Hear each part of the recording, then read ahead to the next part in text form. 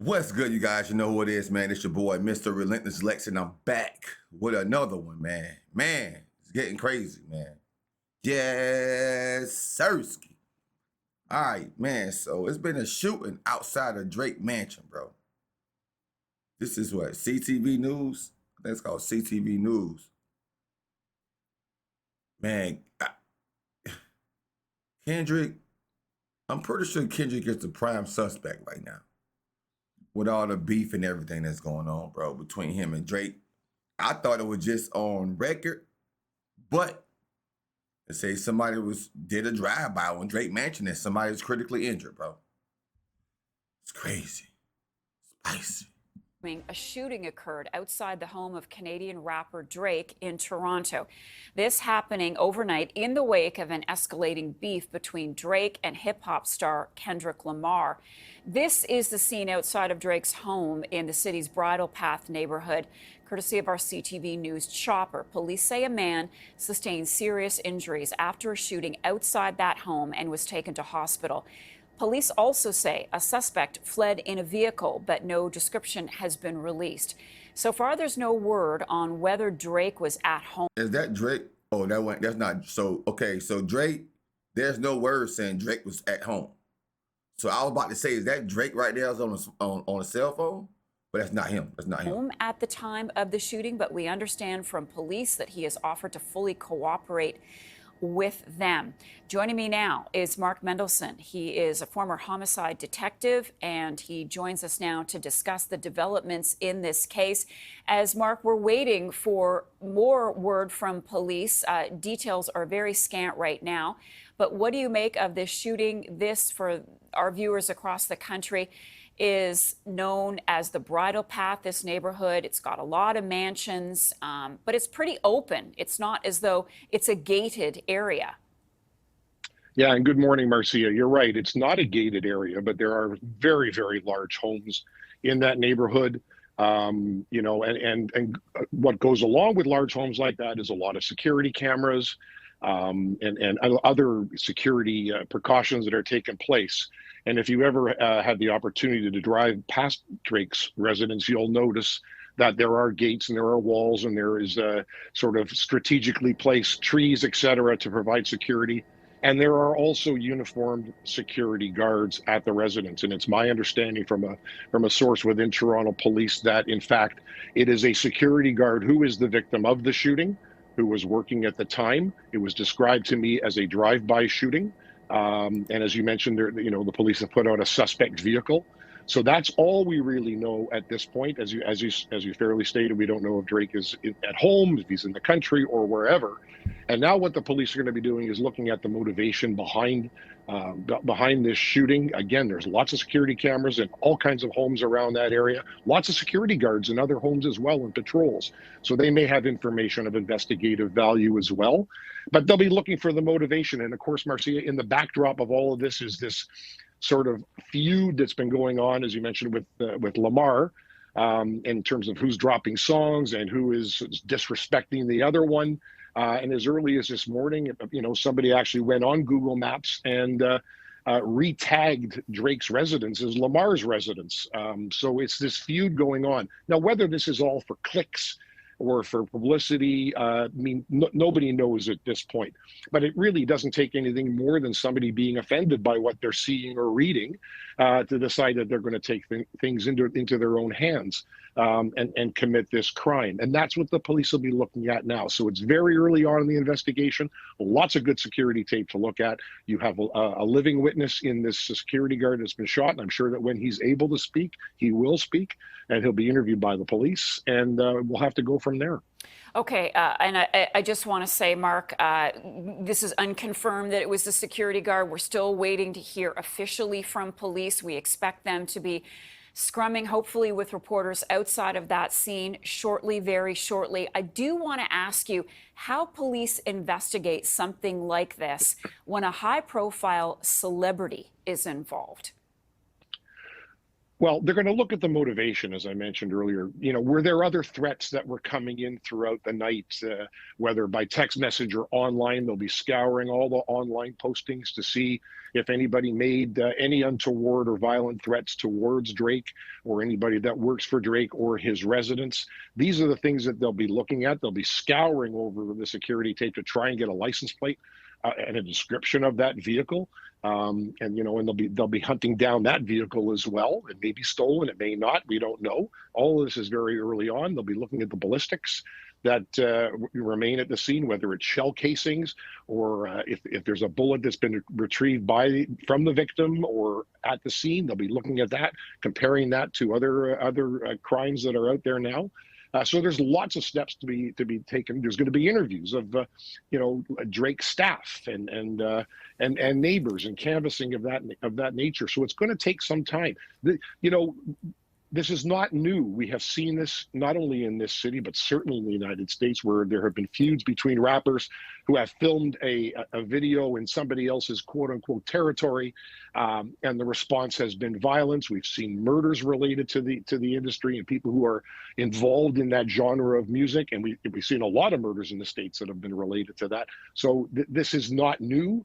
But it is obviously upsetting, and it will be thoroughly investigated, I'm sure, by the police. And I'm well aware that this next question is of a speculative nature, but we understand Drake is cooperating with police, but we don't know if he was there. The fact that he has made that outreach or they reached out to him, do you think, Mark, that he was at home at the time? I have no idea. I just don't know about the travels of Drake. I'm too old, Marcia, to keep an eye on that. But at the end of the day, he's going to have information of investigative value, whether he was in the home or whether he was in another country. And, and again, I'll go back to, has he been threatened in any way, either directly or indirectly, and from who? And what steps did they take? What steps did the security guards at the residence take? So by cooperating, I would expect him to cooperate. I'm quite sure the police reached out to him right away because he will have some answers to help fill some of the voids in this puzzle. I want to ask you about security at the home, and you're right. If you were able to drive, if anyone has driven by, they would see that security was pretty tight. But clearly, Mark, this shows us that no security system is perfect. No, absolutely not. I mean, if what I've been told is correct, that it was a drive-by shooting, there really is nothing preventative there. There's cars. It's an open road. There's cars able to drive back and forth all the time. And, security guards in Canada are not armed. They are unarmed security guards. And, hold on, bro. So you mean to tell me security guards are unarmed? How they going to protect? There's no way I'm going to have unarmed security guards at my mansion. And I'm Drake. Oh, I'm a high profile celebrity. Unarmed? All that money I got, bro, I'm going to pay for the military. Somebody, I'm not going to have unarmed security guards, bro. Where they going to stop? But things like this, like how they going to stop an intruder? Less known a shooter, you can't even stop an intruder. You can have the best security systems in the world. You can have the best physical security in terms of gates and brick walls, things of that nature. But to be able to be proactive and prevent somebody from just driving by the house and opening fire, short of closing the road, there really is no solution. Could you see this investigation expanding to involve other law enforcement, or is this in the hands of Toronto Police solely? Well, right now, the offense took place in Toronto, so they will have jurisdiction. They'll have carriage of the investigation. In the event that they have to reach out to other police services to follow up on threats or perceived threats, there'll be no hesitation from the police to reach out to whatever police service, wherever it may be in North America or in Europe. It doesn't really matter. There's always good cooperation. And you're right. They may have witnesses they need interviewed very quickly in wherever, LA or London or Paris. We don't know. But it's just a phone call away and those interviews will be done. Celebrities are often targeted, and it's even worse with social media these days. Mark, do you, from your experience, know if people always go to the police if they are feeling threatened or if they have been threatened? Most people do. Most people aren't threatened, I think, but the higher profile you live your life, the more you're on TV and on the radio and on social media, the more you expose yourself. And, every threat has to be weighted in terms of a threat assessment, as to whether it's even possible to identify the source, and what that person is doing in their particular life and in their particular business at that time.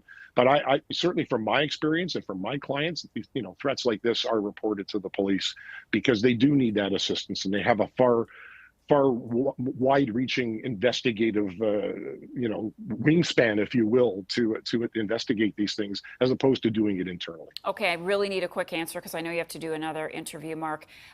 Do you feel that this was a warning, a sign, or do you think that there was an attempt of murder here? I think anytime you shoot somebody, that's an attempted murder. I mean, we watch it on TV. Oh, why don't you, shoot him in the leg or shoot him in the arm? That's not reality. That's not how the world works. So yeah, when you shoot somebody, I think there's an intent to kill. Police. Man, it's sad. It's sad that it got to this point. Whether it was somebody who's backing Kendrick up or Kendrick orchestrated or anything, we don't know at this moment exactly what took place. The only thing that we know, it was a drive-by shooting at Drake's mansion. But it still is a crazy thing, man. Like, it's just like with the Tupac and Biggie incident, man. Like, people, when it comes down to celebrities and fans, you have celebrities that really have fans that ride for them, like for real, without having to give them instruction. You have die-hard, stone cold, die-hard fans that do the same things, like this shooting, all because they ride with Kendrick. Kendrick probably ain't had nothing to do with it. But, bro, that is crazy to have that much power over somebody's life to where they feel like, okay, we're gonna ride for somebody on this level. That is crazy, man. So we keeping the security guard, man. They say the security guards in Drake's mansion in Canada, they unarmed, bro. Unarmed. But they say like they say in the news clip, it's a whole lot of surveillance is out there with cameras and other. Bro, they gonna catch whoever did it, bro. They gonna catch whoever did it. Trust me. They gonna get them. It is sad to say that these type of things take place whenever I think we all thought it was just lyrical beef. To me, I thought it was just, everybody was saying that they was happy because it's lyrical beef. They don't think it's gonna ever get to this point. But man, y'all comment down below and tell me what y'all think. Do y'all think Kendrick has something to do with it? Y'all think it was just something that happened?